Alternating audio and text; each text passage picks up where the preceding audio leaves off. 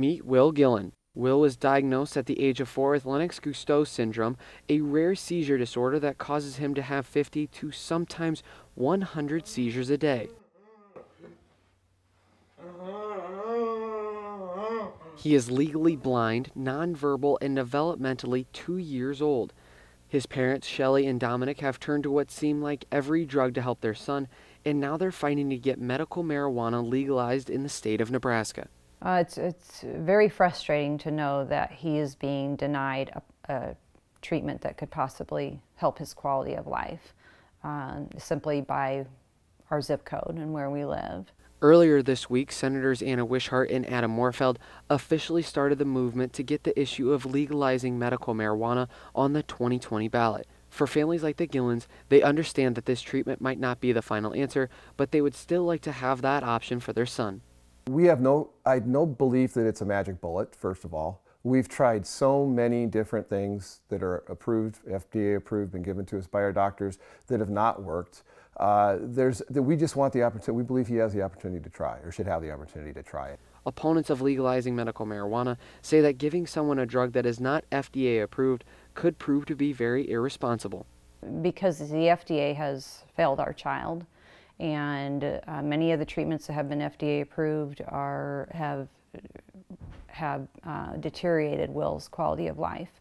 So there's some trust issues with us, with the FDA. The Gillens are hoping that legalizing the drug will be on the 2020 ballot, but they know that in that time span, there is still going to be a lot of suffering for their son, Will. If it goes 2 more years, that's at least 2 more years that Will goes having 100 seizures a day. You guys, everybody that's out there listening, do the math. He's had literally hundreds of thousands of seizures in his short lifetime. Hundreds of thousands of seizures. And who knows when the next one comes and he falls and gets hurt to the point where he doesn't survive that fall. Reporting in Lincoln, Pierce Georlett, Channel 8 Eyewitness News.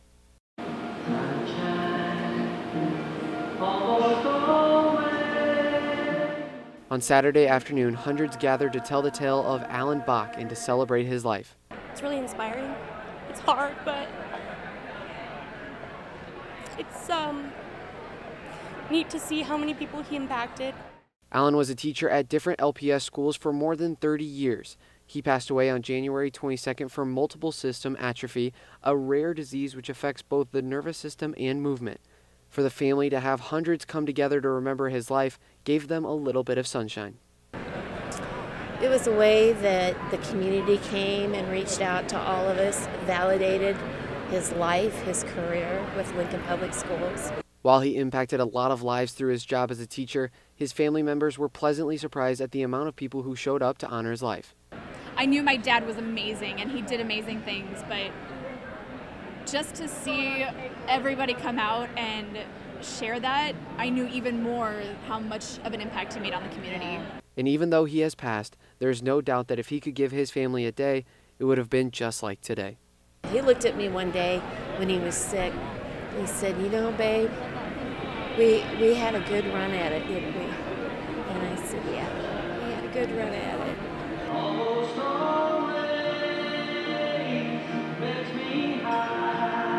Reporting in Lincoln, Pierce Georlett, Channel 8 Eyewitness News.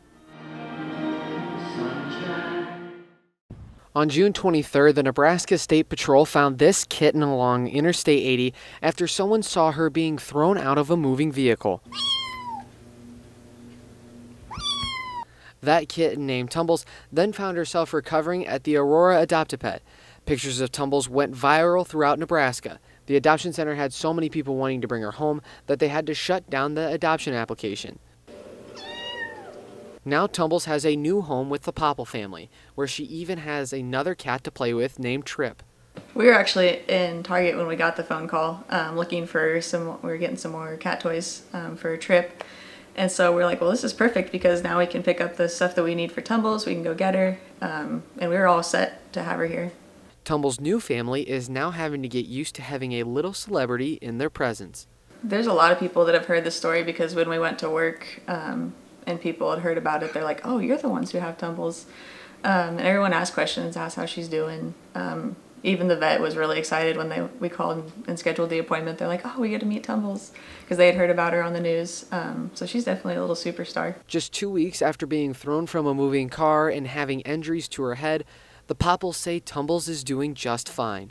Tumbles is doing great. When we picked her up on Sunday, we were still putting just Neosporin on her scab on her head. Scab that was on her nose seems to be completely gone. They were worried about her eye having some swelling, but there's nothing going on with her eye. She seems to be doing fine. Balance is fine. What started as a sad story has now turned the page, with Tumbles enjoying her new home, new family and new friends, and a new chapter in her life. Really, they even like sleep right next to each other. Yesterday, that Tumbles was sleeping on Trip, like had her head laying on her, and they're always playing together. This team may look like any other 12 and under basketball team, but players like Trayvon say he's lucky to be on the court shooting the ball just like his hero. Trayvon great, and my favorite athlete is Stephen Curry. Tay-Tay, my favorite player is LeBron James. My name is Jodeci Jackson. My favorite player is Kyrie Irving. My name is Evan Behrens. I play shooting guard, and my favorite basketball player is LeBron James. These players make up Nebraska Jelly Elite, part of the Amateur Athletic Union Basketball League, or better known as AAU. I just like it because you get to hang out with your friends, have good quality time. Practice is fun because we all learn how to bond, and the tournaments are fun because you always win and score. Playing on a team like this can cost some families hundreds, maybe even thousands of dollars, but the cost of playing on this team is a steal. $0. I mean, we do this all out of pocket. Justice Brown coaches this team with his brother Jordan. They work 40 hours a week and even take classes so they can give these basketball stars the experience of a lifetime. It means everything to me and my brother. Just giving them an opportunity to play and travel the country is the biggest thing to us. Just giving them the best opportunity as possible. Along with coaching, Justice and Jordan make sure their players like Trayvon are succeeding on the court and off the court. Good, and they always help us with what we need to do, and they check in on our grades and academics in school. Trayvon might not become Steph Curry, but thanks to his coaches and their sacrifices, all of these players have great role models to follow. Some weeks get tough, but if I give them all I have and give them that father figure, some of them a lot of them don't have father figures, so being that positive male role model in their life is really, really a blessing. Reporting in Lincoln, Pierce Georlett, Channel 8 Eyewitness News.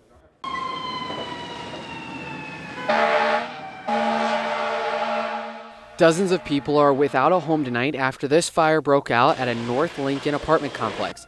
Lincoln and Fire Rescue say the fire started a little bit before 2 p.m. and as you can see, it caused significant damage to the roof and upper floors.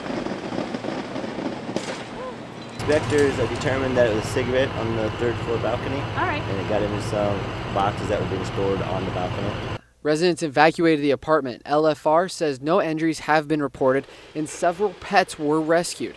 I spoke with a man who noticed the fire and then notified several neighbors. So yeah, basically just told them to get outside and started beating on doors, me and another gentleman, making sure everybody got off the third floor safe, and everybody was cleared off the second and the first. We'd been told by another guy, so. It took firefighters about 2 hours to get this fire out, and some residents say they've never seen flames so big. Big.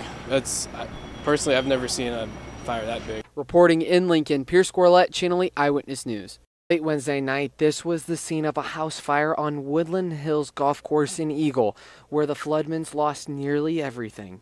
11 o'clock, my mom called me. We lived down the street and said the house was on fire. I came in through the garage and looked back out on the deck that I saw the flames already. It was really fast. Something that the Floodmans are thankful for, though, is the neighbors that they have around them to help them out in their time of need. We were here till 2:30, 3 o'clock in the morning last night, and I mean, we're a very tight-knit community out here at Woodland Hills, and everybody came and helped. I mean, everybody. I mean, they were all here supporting us, and I really appreciate that. My mom and dad really appreciate that. Now, the day after a devastating house fire, which took nearly everything away, leaves the Floodman family to move on and try to take the next step. Go buy them some clothes, go get them a toothbrush, and start from there and start making a list of everything, which is amazing, from the Husker tickets we lost to the passports to we have no idea what else is, you know, let's just start making the list.